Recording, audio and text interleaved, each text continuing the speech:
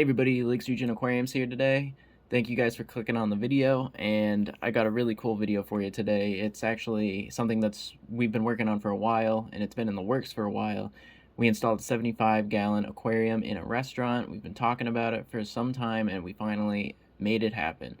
So this is a video just showing a hyperlapse of what went down and how we did it, and I really want to give a big shout out to Amy, the person who helped me. I could not have done it without her. She did the whole scape and everything, so the tank is pretty much her design, and you can follow her on Simply Aquatics on Instagram. That's her name on there, so give her a little like and follow. She's got some really cool content. But anyway, this is just a hyperlapse of what went down, and I hope you guys enjoyed the video. Thank you guys so much for watching, and I hope you guys have an awesome day.